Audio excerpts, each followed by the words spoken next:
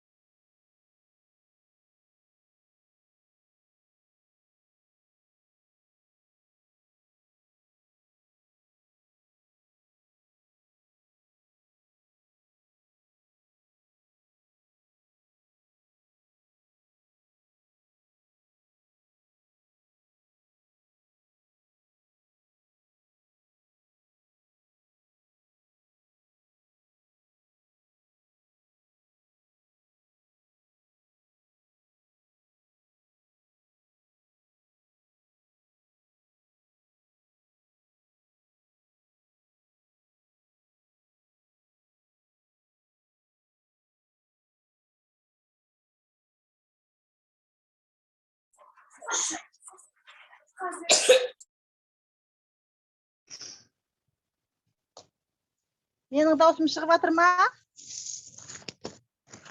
Кедергі жасап жатқан жоқпын ба? Даусыңыз шығып тұр. Өшірейін, ә? Аха.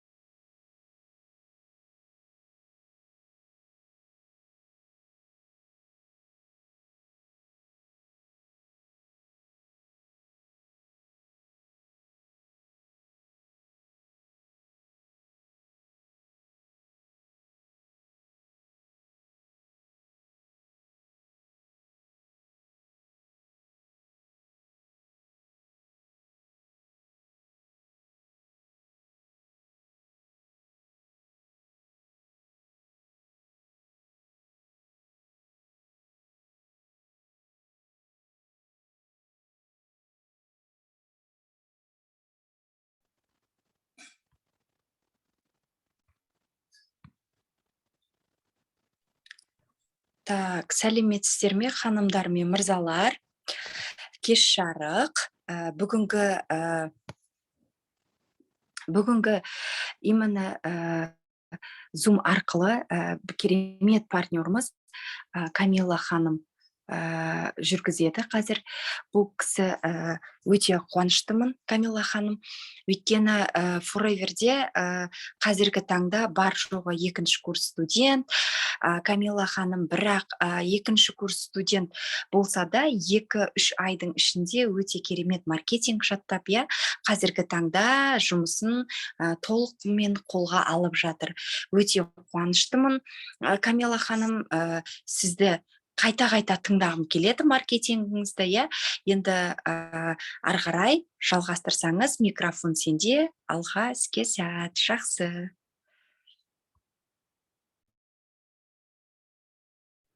Көп рахмет.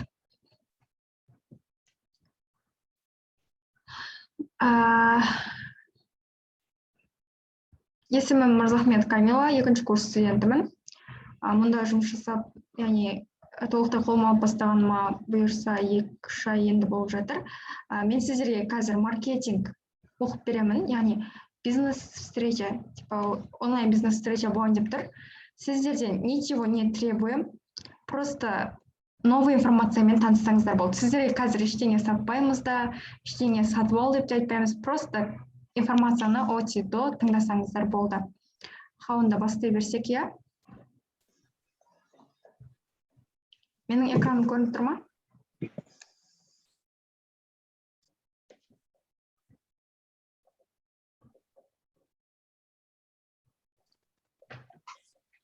Аха.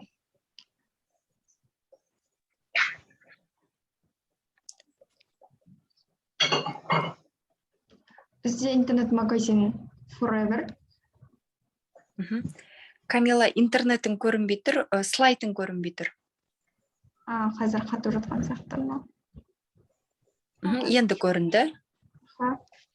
Енді тамаша көрінді. Аха. Жоқ, қайтып Қазір. болды. Аха. Біз интернет-магазин Forever. Яғни кез келген адам өзінің жұмысы бола тұра қосымша табыс тапқысы келеді, дұрыс па? Қосымша бизнесі болған қалай кішкентай болсын.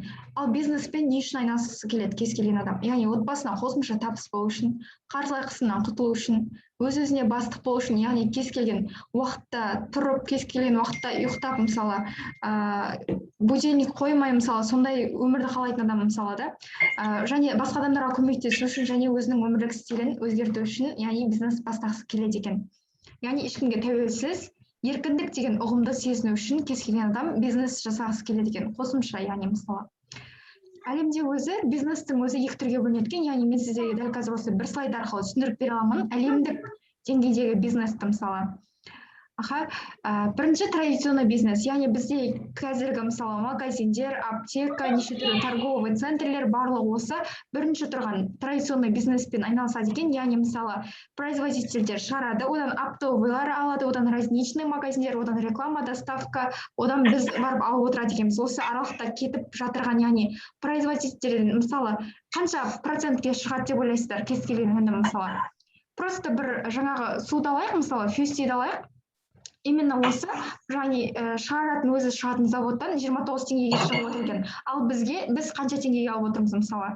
150, 200, даже 200 теңгеден жоғары, я, фюстидің бағасы. Ал арадағы қалып отырған қанша теңге, кімнің қалтасынан қалып отыр, міне. Вот осы традиционный бизнес деп аталады екен. Яғни біздің қалтамыздан арадағы жаңа делдалдардың барлығына, яғни солар типа күн көріп отыр соған. Ал сетевой бизнес, дәл қазір 21 ғасыр дамыған ғасыр, өзімізде мысалы көріп отырмыз, интернет арқылы, мысалы, Инстаграм арқылы товарға заказ береміз, типа жаңағыдай үйге мысалы киім алдырамыз Инстаграм арқылы. Вот сол сияқты, бірақ ол браузер арқылы интернет-магазин, открытый интернет-магазин, яғни 24 сағат бойы жасап тұратын интернет-магазиннен товарды тура шыққан бағасына өзімізге алдыра алады екенбіз, яғни доставкаға төлеу арқылы. Кешіріңіздер, дауыстарыңызды өшіріп жіберсеңіздер, я маған отвлекать етіп жатыр. Бұны сетевой бизнес деп атайды екенбіз, яғни кез келген өнімді тура сол бағасында өзіміз тек доставкаға төлеу арқылы алуымыз. Яғни біз сияқты кез келген өнімді сіз де өзінің бағасына алуға мүмкіндігіңіз бар екен. Неліктен біз жасап жатырған бизнес, неліктен идеальный бизнес деп аталады. Яғни өте аз расходпен бастауға болады. Даже расход шығардым деп айта алмаймын, өйткені кез келген бизнесті Енді көрініп тұр ма? Қатып қалған екен ғой просто.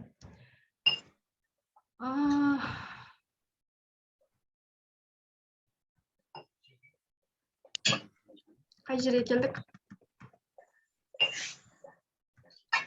Яғни расходсыз жұмыс жасаймыз. Мысалы, кез келген бизнесті ашу үшін, мысалы, қоятын жеріңіз керек, товар керек, мысалы, жақсы Инстаграм ашу керек, сайт ашу керек.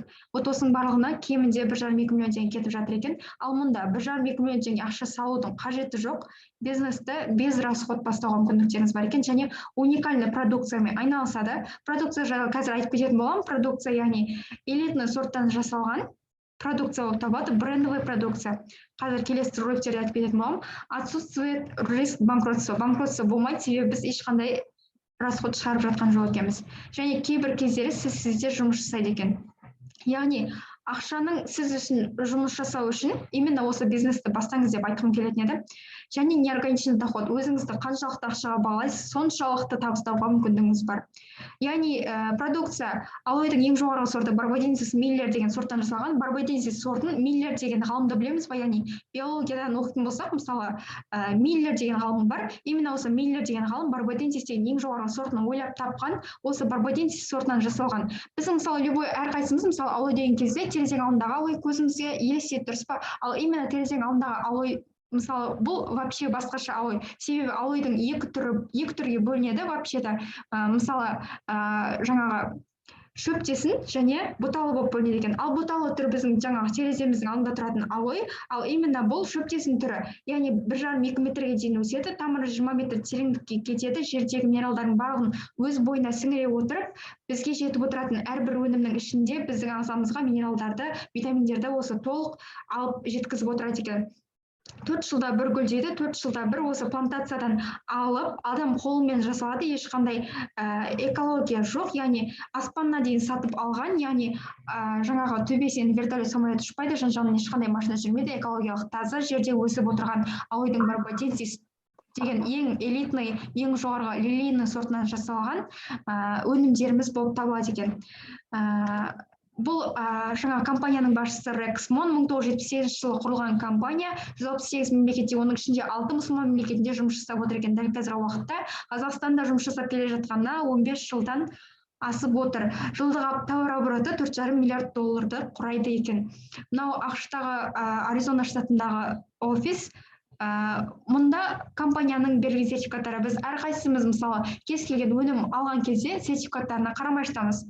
Обычно мүмкін біреулер қарайтын шығар КМДБ-ның берген сертификатына, яғни халал сертификатына деген сияқты. Ал именно мұнда берілген бірінші тұрған халал сертификаты бұл КМДБ емес, вообще-то 6 мұсылман мемлекеті бірігіп берген, яғни ішіндегі өнімнің ішінде шариғатқа қарсы ешқандай жаңағындай шошқаның майы, еті деген сияқты болмаса жаңағындай спирттік өнімде қосылмағанында дәлел ретінде берілген сертификат. Екінші кошты сертификаты, еврейлер берген сертификат, яғни 13 жыл бойы зерттеп өнімнің тазалығына, яғни берілген сертификат екен. Келесі тұрған сертификат бұл енді ешқандай жануарға, ешқандай тышқан, қоян, мысыққа, ешқандай жаңағындай эксперимент жасалмай тікелей адамға ұсынылады екен.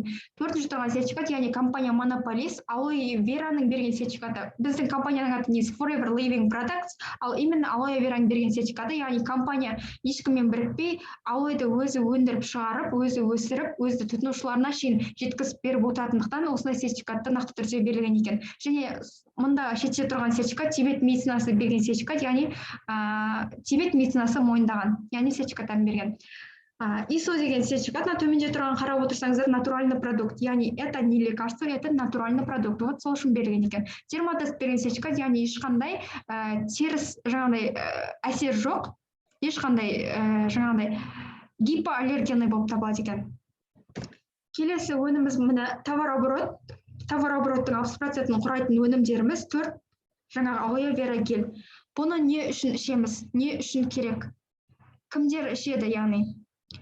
Дәл қазіргі заманда мысалы кез келген мысалы 100% адам сау деп айта алмаймыз. Кез келген адам мысалы бір жер ауырады, дұрыс па? Біз мысалы өзімізді сау деп санаймыз. Яғни біз сау деп санаған күннің өзіне біз относительно здоровый адамбыз. Өйткені 35-40 жастан ары қарай біреудің бір жері ауырып бастады ма, уже мысалы біреудің бүйрегі ауырып бастады ма, ары қарай бүйрегі ауырып кетеді. Біреудің асқазаны ауырып бастады ма, асқазанында бір шамалы жаңағыдай болды ма, кінәрат мысалы, ары қарай сол асқазаны ауырып кетеді деген сияқты. Әркімнің жаңағыдай относительно здоровый болғаннан кейін мысалы өзіміздің иммунитетімізді көтеріп отыру керекпіз. Осы үшін жаңағыдай қабылдайтын өнімдер болып табылады екен. Дәл қазіргі уақытта мысалы экология, стресс, тұқымқуалаушылық аурулар осының барлығы келіп біздің ағзамызда, яғни толық сау ұрпақ болып жаңағыдай қалыптасып жатырған жоқ екенбіз. Сондықтан біз иммунитетімізді көтеріп, яғни ағзамызды дұрыс өсіп жетілуге дағдылап отыруымыз керек екен. Бұл именно қазір мен жаңағы продукцияны айтып кететін боламын. Бірінші тұрған алоэ вера гель. Бұл полный ағзамызды шлак токсиннен тазарта отырып, одновременно біздің иммунитетімізді көтеріп отырады екен. Бұны біз 3 ай бойы, яғни ішу арқылы, 3 ай бойы, яғни әр айда 3 штуктан ішу арқылы біз ағзамызды, яғни сарыағашқа барып ішімізді, яғни шлак токсиннен тазартып келгеннен де керемет эффект алуға мүмкіндігіміз бар екен. Сонымен қатар бұны не үшін 3 ай ұсынылады? Себебі 3 ай ішінде, яғни 90 күнде адам организмі жаңағы новый клетка қалыптасып үлгереді. Вот сол уақытта сіздің жаңа клеткаларыңыз, яғни 90 күнде қалыптасқан новый клеткаларыңыз уже бұрынғыға қарағанда жақсы клетка, яғни жаңа, таза, здоровый клетка болып қалыптасу үшін осы өнімдерді ішіп біз қабылдап отыруымыз қажет екен. Оны негізі сау адам ішу қажет, себебі иммунитет көтереді. Иммунитет көтерген екен біздің кез келгеніміздің ағзамыз кез келген ауруға қарсы тұра алады екен. адам ағзасында кез келген ауру түрлері болады, біз бірақ оларда типа иммунитетіміз жоғары болған жағдайда ешқандай ауруға ұшырамайды екенбіз, ешқандай ауру басымдық танытып біздің ағзамыздан шығып отырмайды екен. Вот сол үшін иммунитет көтеру керек. Ал именно белгілі бір жерінде ауру бар адам болатын болса, бұны уже 3 айдан ары қарай, яғни жоғары дәрежеде қабылдауға жаңағыдай ұсынылар еді, яғни 6 ай мен 1 жыл аралығында қабылдауға. Немесе белгілі бір жерінде ауру, вообще-то ауру бар адам болатын болса, бұны уже 1 жылдан жоғары уақыт қабылдау керек. Мысалы, асқазан ауруын айтып кететін болсақ, асқазанда мысалы, яғни язва желудка деп айтып жатады ғой, вот сондай мысалы кез келген ауру мысалы асқазанда пайда болсын, біз дәрі қабылдаймыз, дұрыс па? Асқазанның ауырып қыжыл басталды, дәрі қабылдайсыз. Дәрі қабылдаған кейін ол барып асқазанның бүрлерін бір-біріне жабыстырып тастайды екен. Ал жабыстырғаннан кейін адам ағзасы ешқандай жаңағыдай пищаны қабылдамайды. Яғни кез келген біздің ағзамызға түсіп отырған минералдардың барлығы тамақпен түсіп отыр ғой, вот соны асқазан қабылдап, яғни ағзаның барлығына таратпайды. Ал именно дәрі қабылдамастан осы алоэ вера гельді қабылдау арқылы мысалы тура асқазанның жаңағы ауырып жатқан жерін емдеп, асқазанын емдеп, сонымен қатар жаңағы біздің ағзамызға түсіп жатырған әрбір қоректі, яғни ағзамызға толық таратып отыра алады екенбіз.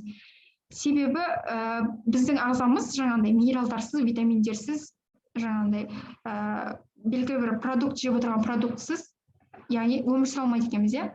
Сондықтан бірінші кез келген жағдайда асқазан емдеген дұрыс екен.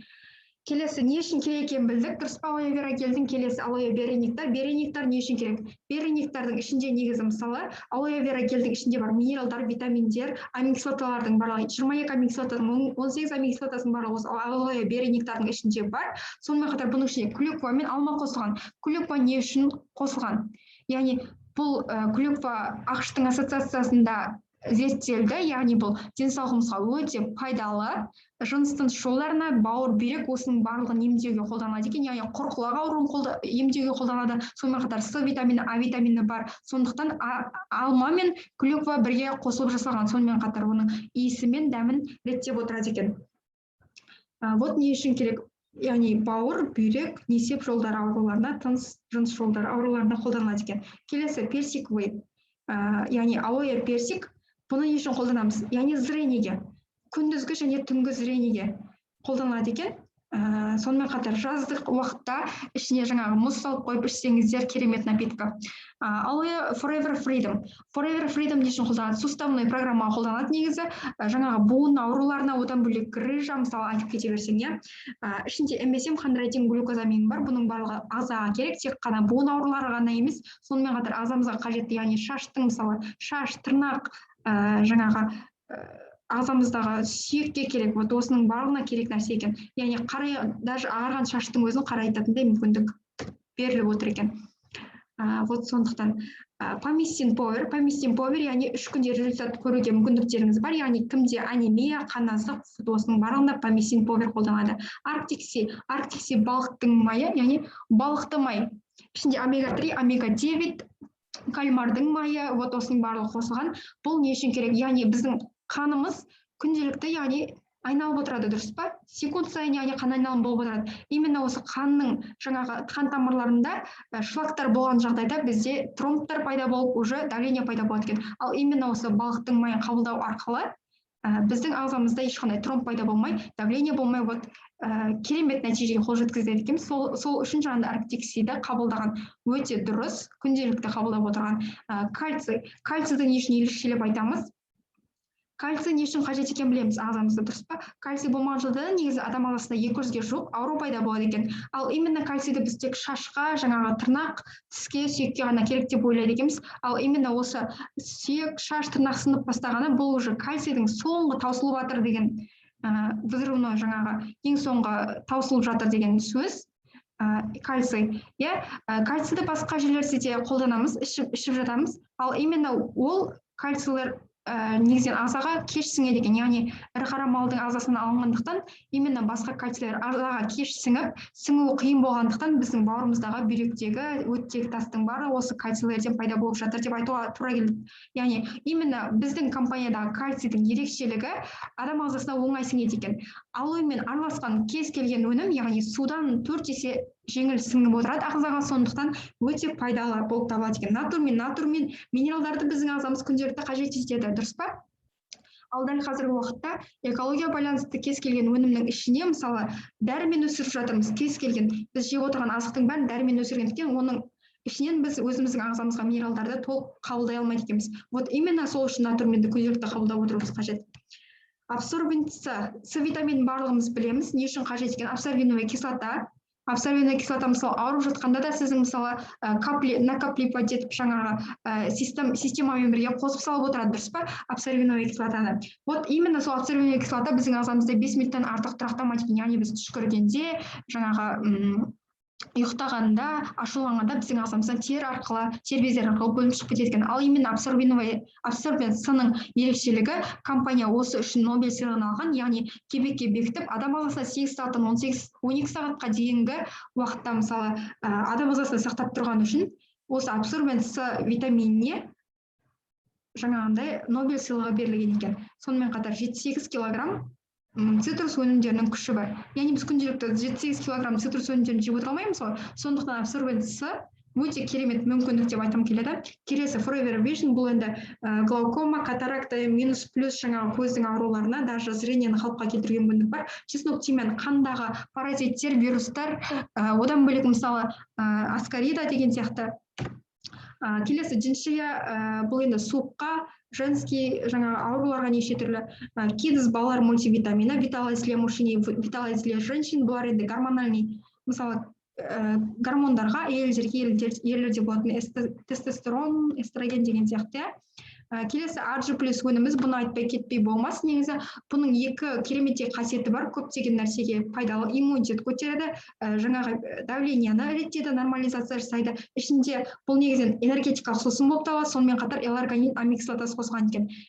L-аргинин аминокислотасын не үшін ерекшелеп айтамыз? L-аргинин аминокислотасын белгілі бір ученый тапқаны үшін Нобелевский жаңағы сыйлықпен марапатталған. Именно осы үш ученыйдың біреуін компания өзіне шақыру арқылы осы L-аргининді RG+ өніміне қосу арқылы кереметтей осындай өнім шығарып отыр. Кезінде бұны тек жаңағы спортсмендер ғана алып қолданған екен. Дәл қазіргі уақытта кез келген адамның қолы жетеді. Қолжетімді. L-аргинин аминокислотасы негізі жастық аминокислотасы деп аталады. Жастық аминокислотасын не үшін қажет? Яғни ағзамыз 40-45 жастан ары қарай әжім түсіп, неше түрлі қартаю процесі басталып кетеді, ал L-аргинин аминокислотасы осы қартаюды тоқтатып отырады екен. Яғни осы ағзада L-аргинин болған жағдайда ағзамыз жасарып, сонымен қатар ешқандай созылмалы ауруларға шалдықпайтындай мүмкіндігіміз бар екен. Нутракион бұл енді жүрекке, яғни біздің ағзамызда мысалы ұйықтаған уақытта барлық ағзамыз демалады, тек қандай ағзамыз демалмайды, жүрегіміз ғана демалмайды екен, дұрыс па? Ал именно осы жүрекке майлап отыруға қажет екен, жүректі қалпына келтіріп отыру керек екен, яғни жақсы жұмыс істеу үшін. Сол үшін жылына бір рет кемінде нутракион өнімін пайдаланғанымыз дұрыс екен. Яғни жүрекке белгілі бір демалыс сыйлап отырады екенбіз. Келесі очищающий чай из цветков алоэ, яғни 4 жылда бір гүлдейтін алоэдің чайын жаңағы гүлінен жасалған чайымыз болып табылады. Именно бұл чайды не үшін ішеміз? Жаңағы бүйректі, бауырдағы тасты, өттегі тастың барлығын жаңағы берри нектар арқылы жаңағы ерітіп отырып, осы чай арқылы полный шлактоксиннің барлығын, тас, тұздың барлығын шайып шығуға мүмкіндігіміз бар екен. Одан бөлек нормализация жасайды екен давлениеге. Келесі пробиотик. Пробиотик бұл енді диарея ауруларына бұны енді ішіп көрген адам ғана айта алады. Пробиотикті өте керемет жаңағындай результат көруге болады екен. Алоэ сокпен бірге, алоэ вера гельмен ішіп отырып, иә.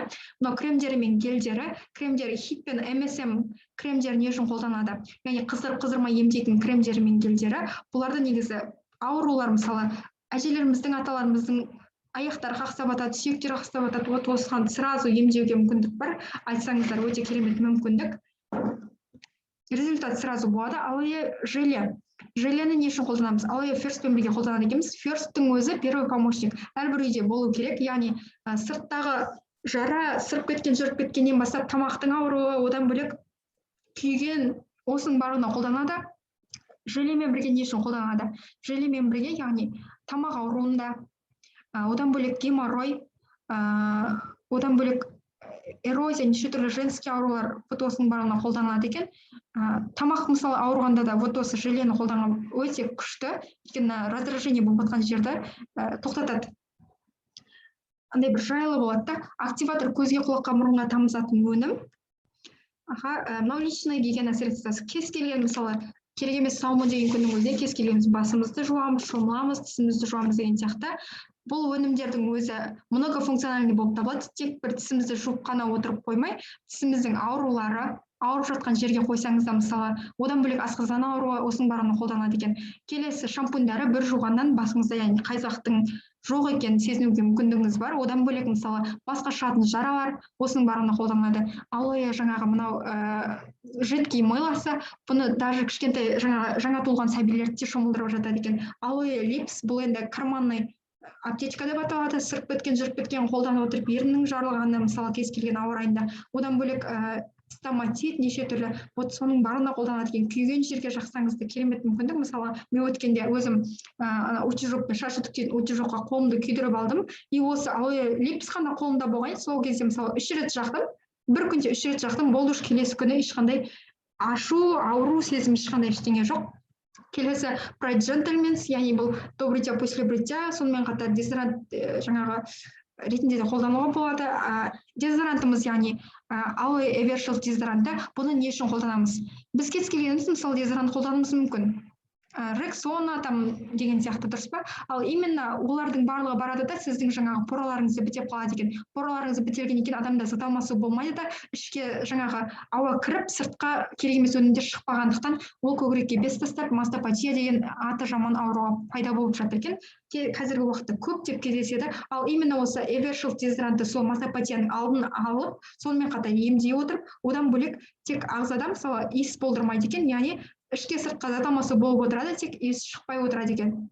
Вот осындай керемет мүмкіндік. Тек қолға ғана қолданбаймыз, қолға, аяққа, одан бөлек мысалы ауырып қалған мысалы суық тиген жеріңізге де жақсаңыз, одан бөлек ауырып жатқан басыңыз ауырса, оған жабу қаласаңыз да керемет мүмкіндік многофункциональный кез келген нәрсеге қолданады екен. Мынау Infinite наборы кез келген әйелдер деп бөлінбейді, күнделікті уход жасайтын өнімдер. Мынау Соня наборы бұл да әйелдер деп бөлінбейді, күнделікті уходовый косметикалар екен.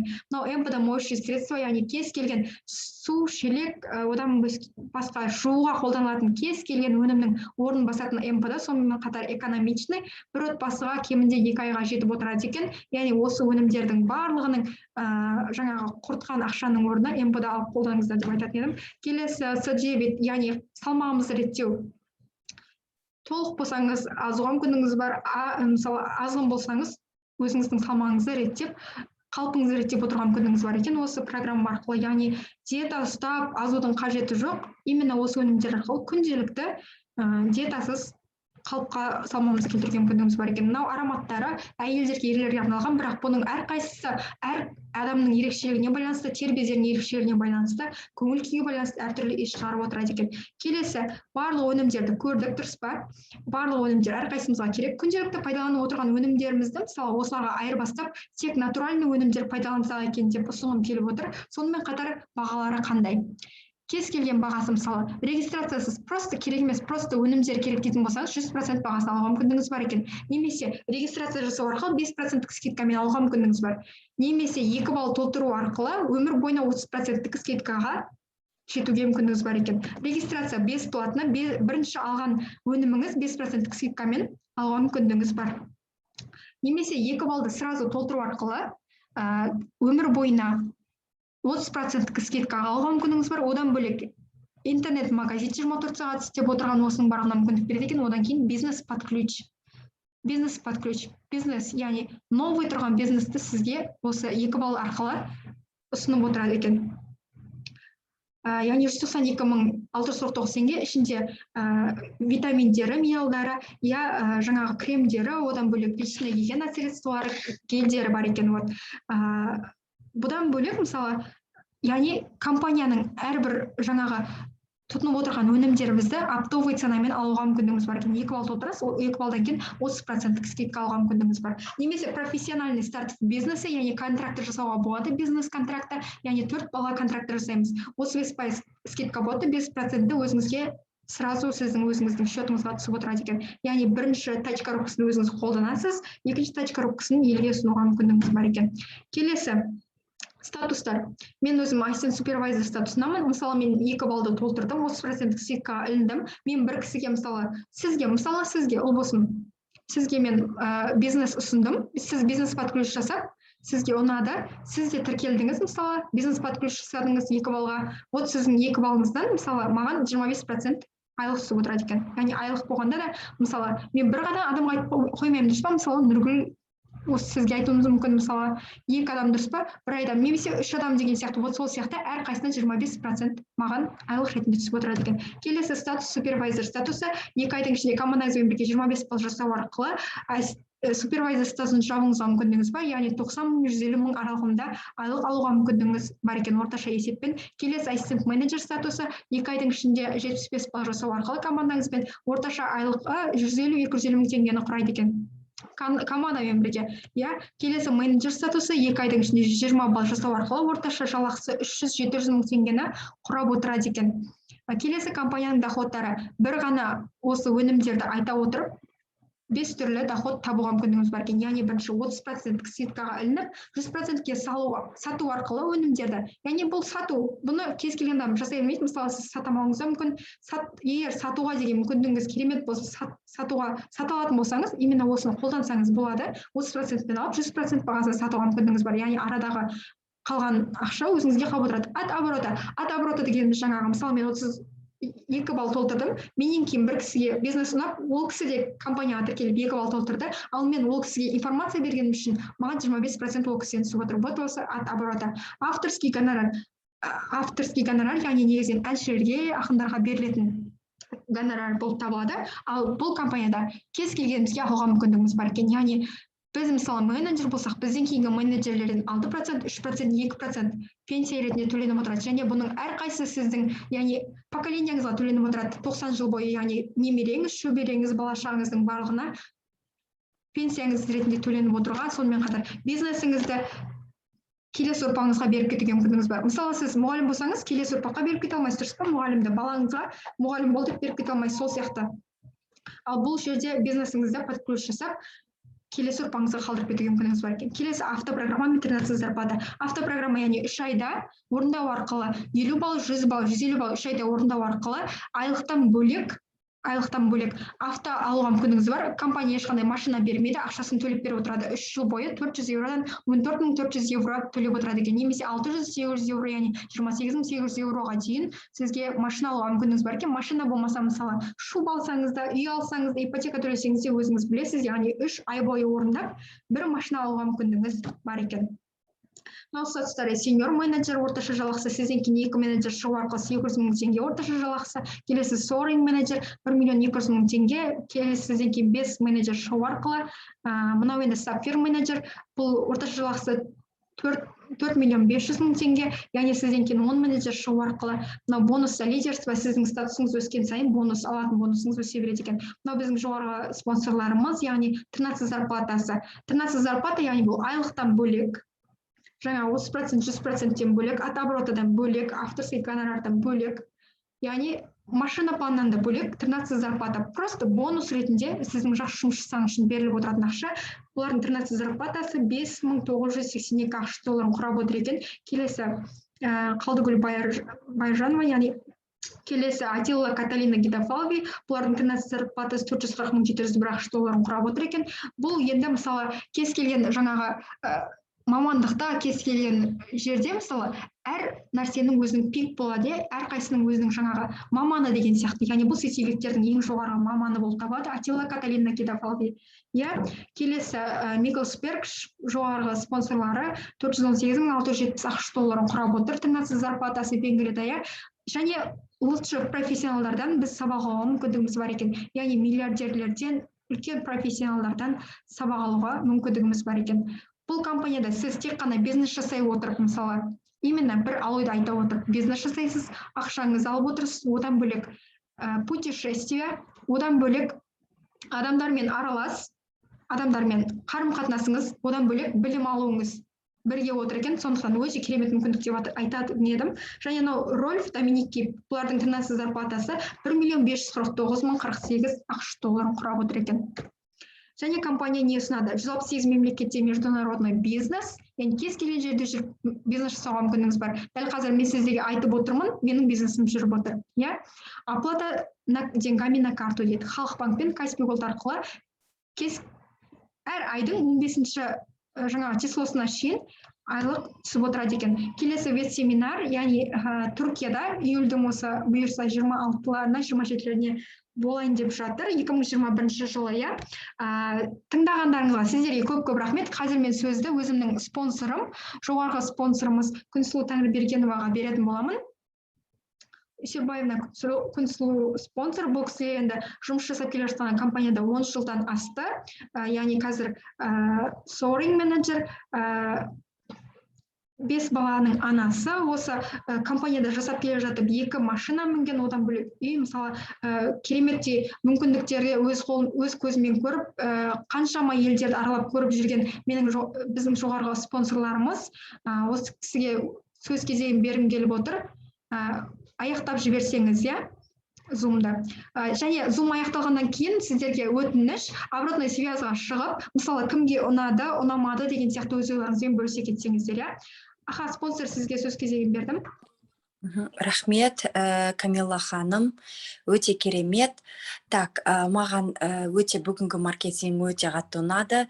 Менде қазір жаңадан маркетинг тыңдаған сияқты өте сондай сезімде отырмын, иә. Мені ойлаған жоқпын, керемет жеткізе алады деп, ойыңды өте тамаша жеткізіп жатырсың, иә.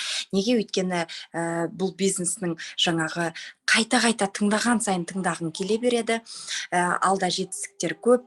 Енді жаңадан келген адамдар болатын болса, сізді кім шақырды? Если сізге осы информация ұнап жататын болса, онда керемет жаңағы мүмкіндік туып тұр сізге де, иә.